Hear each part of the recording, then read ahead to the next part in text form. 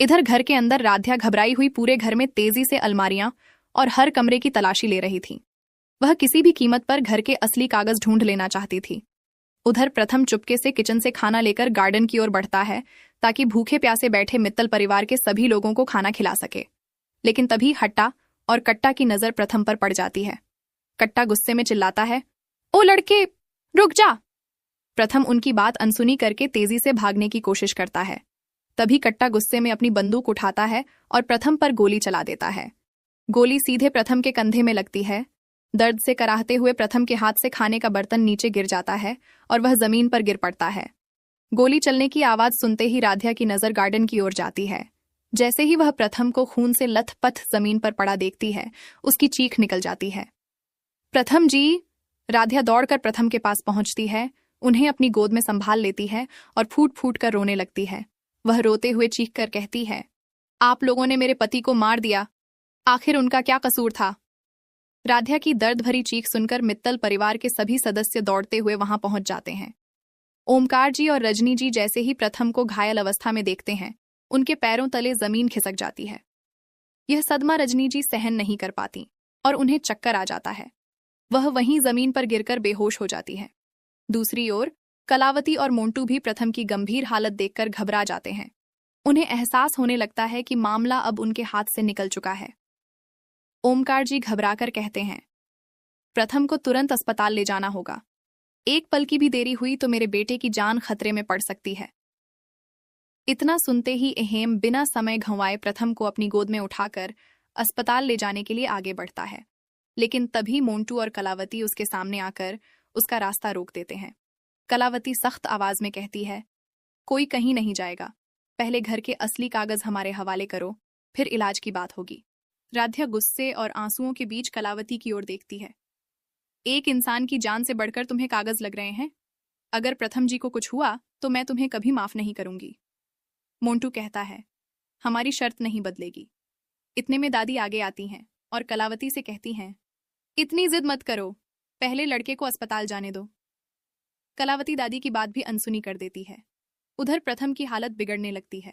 वह धीमी आवाज में राध्या का हाथ पकड़कर कहता है, राध्या, परिवार का ध्यान रखना। राध्या रोते हुए कहती है, ऐसी बातें मत कीजिए, आपको कुछ नहीं होगा।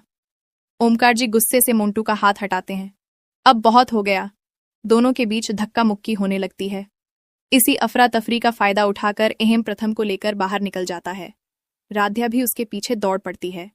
अस्पताल डॉक्टरों की टीम तुरंत प्रथम को इमरजेंसी में ले जाती है। बाहर पूरा मित्तल परिवार बेचैनी से इंतजार करता है। रजनी जी को भी होश आ जाता है। होश में आते ही उनका पहला सवाल होता है, प्रथम कहाँ है? राध्या उन्हें गले लगाकर रो पड़ती है। कुछ देर बाद डॉक्टर बाहर आते हैं। मरीज की हालत गंभीर थी, लेकिन समय पर अस्पताल लाने से उनकी जान बचाने की पूरी कोशिश की जा रही है। अभी उन्हें ऑपरेशन थिएटर में ले जाया गया है। ये सुनकर सभी भगवान से प्रार्थना करने लगते हैं। उधर मित्तल हाउस कलावती और मोंटू को चिंता सताने लगती है। मोंटू कहता है, अगर पुलिस तक बात पहुंच गई तो हम मुश्किल में पड़ जाएंगे। कलावती जवाब देती है, सबूत मिलने से पहले हमें घर के कागज ढूंढने होंगे। दोनों पूरे घर में तलाश शुरू कर देते हैं।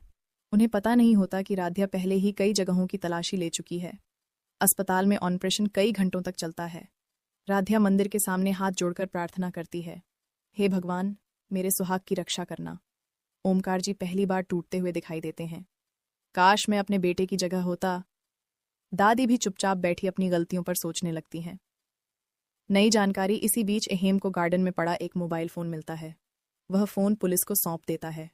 फोन की जांच में कुछ रिकॉर्डिंग और संदेश मिलते हैं, जिनसे पता चलता है कि पूरी साजिश पहले से रची गई थी। पुलिस इंस्पेक्टर तुरंत मित्तल हाउस पहुंचने का फैसला करता है। पुलिस का आगमन पुलिस घर पहुंचकर कलावती और मोंटू से पूछताछ शुरू करती है। दोनों पहले तो खुद को निर्दोष बताते हैं, लेकिन जब पुलिस उन्हें मोबाइल से मिले सबूत दिखाती है तो दोनों के चेहरे का रंग उड़ जाता है। इंस्पेक्टर कहता है, अब सच बताना ही बेहतर होगा। अस्पताल ऑपरेशन पूरा हो जाता है। डॉक्टर बाहर आकर कहते हैं, ऑपरेशन सफल रहा है।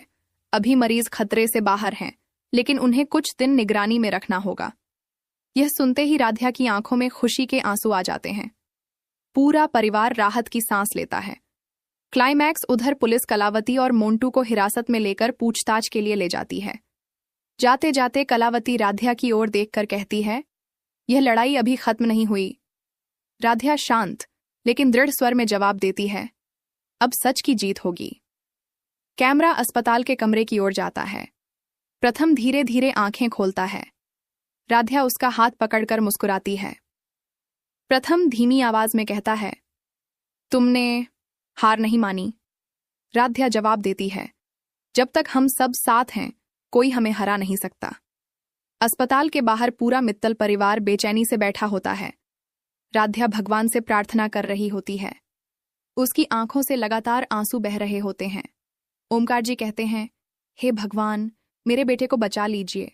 कुछ देर बाद डॉक्टर बाहर आते हैं।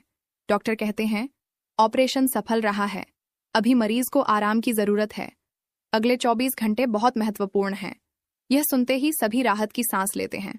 पुलिस की जांच इंस्पेक्टर अस्पताल पहुंचकर राध्या और ओमकार जी से घटना के बारे में पूछताछ करता है। राध्या पूरी घटना विस्तार से बताती है। इंस्पेक्टर कहता है, हमने घटनास्थल से कुछ अहम सबूत जुटाए हैं, किसी भी दोषी को छोड़ा नहीं जाएगा। मित्तल हाउस उधर कलावती और मोंटू घर में बेचैन बैठे होते हैं। मोंटू कहता है, अगर पुलिस को सबूत मिल गए तो मुश्किल बढ़ जाएगी। कलावती जवाब देती है, हमें घर के असली कागज पहले ढूंढने होंगे। दोनों पूरे घर की तलाशी शुरू कर देते हैं, लेकिन उन्हें कुछ नहीं मिलता। राध्या का संकल्प। राध्या अस्पताल के मंदिर में खड़ी होकर प्रण लेती है, मैं सच सामने लाकर रहूंगी। जिसने भी मेरे परिवार को तोड़ने की कोशिश की है उसे उसके की सजा मिलेगी। नया सुराग एहेम अस्पताल पहुंचता है और राध्या को बताता है कि घर के स्टोर रूम में एक पुराना लॉक्ड बॉक्स मिला है। राध्या चौंक जाती है। वह कहती है, शायद इसी में कोई बड़ा राज छिपा है। पुलिस की कार्रवाई। इंस्पेक्टर अपनी टीम के साथ मित्तल हाउस पहुंचता है। पूरे घर की कानूनी तलाशी ली जाती है। तलाशी के दौरान कुछ पुराने दस्तावेज और एक डायरी मिलती है। डायरी में कई ऐसे नाम और तारीखें दर्ज होती हैं जो संपत्ति विवाद से जुड़ी होती हैं। अस्पताल प्रथम को होश आ जाता है। राध्या उसकी ओर दौड़ती है। प्रथम धीमी आवाज में कहता है, परिवार सब ठीक हैं? राध्या मुस्कुराते हुए कहती है, हाँ, सब ठीक हैं। अब आपको सिर्फ आराम करना है। बड़ा खुलासा। इंस्पेक्टर राध्या को फोन करता है। डायरी में दर्ज जानकारी से पता चला है कि संपत्ति के कागज कई साल पहले सुरक्षित जगह पर रखे गए थे। राध्या हैरान रह जाती है। सीन 9 क्लिफहैंगर एपिसोड के अंतिम दृश्य में कैमरा उसी पुराने लॉक्ड बॉक्स पर जाता है।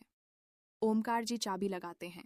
जैसे ही बॉक्स खुलने वाला होता है, अस्पताल आईसीयू के बाहर पूरा मित्तल परिवार चिंता में बैठा होता है। राध्या हाथ जोड़कर भगवान से प्रार्थना कर रही होती है। तभी डॉक्टर बाहर आते हैं। डॉक्टर कहते हैं, मरीज को होश आ गया है, फिलहाल उनकी हालत स्थिर है, लेकिन उन्हें ज्यादा बात नहीं करनी चाहिए। परिवार का एक सदस्य उनसे मिल सकता है। ये सुनते ही राध्या की आंखों में खुशी के आंसू आ जाते हैं। वह तुरंत आईसीयू के अंदर जाती है। प्रथम धीरे धीरे आंखें खोलता है।